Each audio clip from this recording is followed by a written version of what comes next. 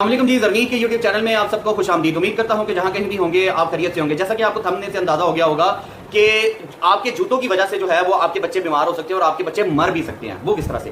देखिए, हमारे माशरे में एक बड़ा मसला ये है कि हम जो जूते पहनते हैं या हम शूज़ पहनते हैं, जॉगर्स पहनते हैं या आम कोई जूता पहनते हैं, तो वही जूता जो है वो घर से बाहर भी इस्तेमाल होता है। हम ऑफिस जा रहे हैं, हम जनाब बाजार जा रहे हैं या मार्केट में किसी काम से जा रहे हैं, और वो जो घर के बाहर वाला जूता होता है वही जूता वॉशरूम में भी इस्तेमाल हो रहा है, वही जूता बेडरूम में भी आ रहा है, वही जूता किचन में भी आ रहा है, वही जूता ड्राइंग रूम में भी आ रहा है। पूरे घर में वो जूता इस्तेमाल हो रहा है, एक ही जूता, बाहर का गंदा गलीज जूता। अच्छा, अब बाहर जो है हमारे खासतौर पर बरसात के मौसम में क्या होता है कि वो जो बारिश का पानी खड़ा हो जाता है, गटरों का पानी खड़ा हो जाता है, कीचड़ हो जाता है, ठीक है जी, और वो गटर के पानी वाला वो नापाक जूता जो है वो आपके घर के अंदर आपके बेडरूम में भी जा रहा है। अब इसमें दो इशूज हैं। एक तो इशू ये है कि वो आपका बेडरूम नापाक हो रहा है, ठीक है जी, और वो बाहर वाला जूता जो है आपके बेडरूम में आ रहा है। अच्छा, आप उस बेडरूम में नमाज नहीं पढ़ सकते, ठीक है जी। अक्सर क्या होता है जी कि जब बच्चा पैदा होता है ना, बच्चा जब पैदा होता है तो 6 माह से लेकर 8 माह की उम्र तक जो बच्चा होता है वो क्रॉल करना शुरू कर देता है। अच्छा, ये जो फेज होता है ना, ये फेज बड़ा ही ना खतरनाक फेज होता है इस सेंस में कि आपके बच्चे जो है इस फेज में बहुत ज्यादा बीमार होते हैं, और आपके बच्चे जो है इस फेज में इस उम्र में जो है वो मर भी सकते हैं। क्योंकि बच्चा जो होता है वो पहले तो पैदा होने के बाद बैठना शुरू करता है, फिर वो क्रॉल करना शुरू करता है, फिर वो जनाब खड़ा होना शुरू करता है, फिर वो चलना शुरू करता है। तो जब बच्चा क्रॉल करना शुरू करता है ना, तो बच्चा जो है वो क्रॉल करता करता पूरे बेडरूम का चक्कर लगाता है, बेडरूम से बाहर निकलता है, सेन में, किचन में, ड्राइंग रूम में, इवन के बच्चे वॉशरूम में चले जाते हैं, जो कि बड़ी गलत बात है। अब जब बच्चा नापाक हो गया तो जाहिर बात है उसके हाथ, उसके पांव, उसने क्रॉल किया तो बच्चे की माँ भी नापाक, उसके कपड़े गंदे, वो नमाज नहीं पढ़ सकती, ठीक है। तो कोशिश करें कि अपने बच्चों को बेडरूम से बाहर मत निकलने दें, ठीक है। अब सवाल ये पैदा होता है कि एक तो जूते और एक ये दो तरह के जानवर, ठीक है, जिनसे आपके बच्चे बीमार होते हैं और बच्चे मर भी सकते हैं। अब किस तरह मर सकते हैं, किस तरह बीमार होते हैं, क्यों बीमार होते हैं? खासतौर पर बरसात के मौसम में होता यह है कि ये जो आपके जूते होते हैं ना, जो बाहर का जूता होता है, वो जब घर के अंदर आपके बेडरूम में, ड्राइंग रूम में, किचन में, वॉशरूम में, पूरे घर में जाता है, तो इन जूतों को, और ये जूते बहुत अरसे तक लोग धोते नहीं है, खासतौर पर जॉगर्स, ठीक है। अच्छा, उसको बहुत खतरनाक बैक्टीरिया और वायरसेस जो है वो लगते हैं, सी डिफिसिल, इकोलाई, मर्सा और लेड।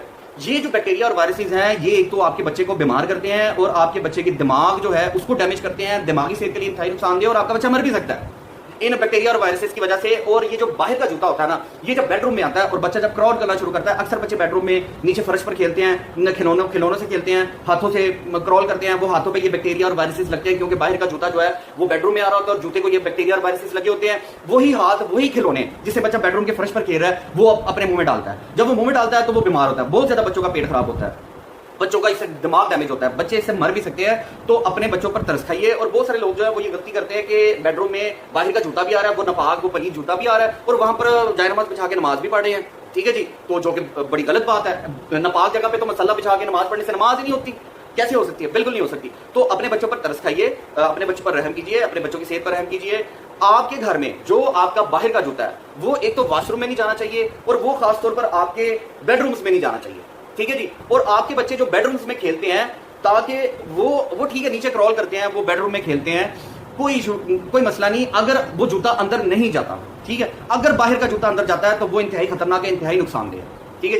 एक तो असूल बना लें कि आपने खुद जूता बेडरूम में नहीं लेके जाना, और आपके घर में कोई मेहमान आए तो आप बड़े मुहज्जब अंदाज में, तहजीब के दायरे में रहते हुए, इखलाक के दायरे में रहते हुए आप मेहमान से कहे कि मोहतरम जूता बाहर उतार दें, क्योंकि ज्यादातर लोगों के घरों में बेडरूम में भी जूते जाते हैं, जूता बाहर उतार दें, यहाँ हम नमाज पढ़ते हैं, जगह नापाक ना हो जाए, बच्चे बीमार ना हो जाए, ठीक है जी। तो एक तो आपने इस बात का एहतियात करनी है कि आपने बेडरूम में जूता बाहर नहीं जाने देना, और बेडरूम में बाहर का जूता नहीं आने देना, और बच्चे को बेडरूम से बाहर नहीं जाने देना, क्योंकि आपके बच्चे ने क्रॉल करना है, और वो बैक्टीरिया और वायरसेस जो है वो इंतहाई नुकसानदेह आपके बच्चे की सेहत के लिए। और दूसरा आपने ये ख्याल रखना है कि अक्सर घरों में कुत्ते पाले जाते हैं, हमारे मुल्क में भी, मुसलमान घरों में भी जो है वो छोटे छोटे कुत्ते पाले जाते हैं, बिल्लियां पाली जाती हैं। कुत्तों का भी यहाँ पर रिवाज नहीं है इतना बेडरूम में लाने का, लेकिन बिल्लियों का बहुत रिवाज है। बिल्लियों को गोद में लेके बैठते हैं, बिल्लियों को बेड पे लेके बैठते हैं, बिल्लियां बेडरूम में आती हैं, बिल्लियां जो बच्चों के साथ सोई होती है, लेटी होती हैं। ये जो बिल्लियां होती हैं ये आपके घरों से आपकी छत पे जाती हैं, एक छत से दूसरी छत पे जगह जगह ये बिल्लियां फिर के आती हैं, और इन बिल्लियों के पैरों के नीचे भी ये इकोलाई, ये सी डिफिसिल, ये मसा, ये लेड जैसे खतरनाक वायरसेस और बैक्टीरिया लगे होते हैं, और वही वायरसेस और बैक्टीरिया जो है वो बेडरूम में आते हैं, और आपके बच्चे क्रॉल करते हैं, और आपके बच्चे फिर बीमार होते हैं। तो एक तो बेडरूम में जहां बच्चे ने क्रॉल करना है वहां पर जूतों पे पाबंदी लगाए, और बिल्लियों को बेडरूम में लाने पे पाबंदी लगाएं। जानवर है, आपने इसको प्यार करना, करें, बेडरूम से बाहर प्यार करें, आप उसको अपने बेड पे मत लटाएं, अपने बेडरूम में मत आने दें। आपका बहुत शुक्रिया। आपको वीडियो कैसी लगी, अपना फीडबैक इस वीडियो के कमेंट सेक्शन में लाजमी दीजिएगा। वीडियो को लाइक लाजमी कर दिया करें, ठीक है जी, और वीडियो को जो शेयर जो है वो लाजमी करें फेसबुक, व्हाट्सएप, ट्विटर, इंस्टाग्राम पर, और हमारे चैनल को सब्सक्राइब लाजमी कर दीजिए। अल्लाह ताला आपके बच्चों को, आपको, आपके अहल अयाल को सेहत वाली, तंदुरुस्ती वाली जिंदगी दे। अल्लाह ताला आपके लिए ज्यादा से ज्यादा आसानियां पैदा करे, उन आसानियों को ज्यादा से ज्यादा खल्के खुदा में तकसीम करने की तौफीक दे। आपका बहुत शुक्रिया। अल्लाह।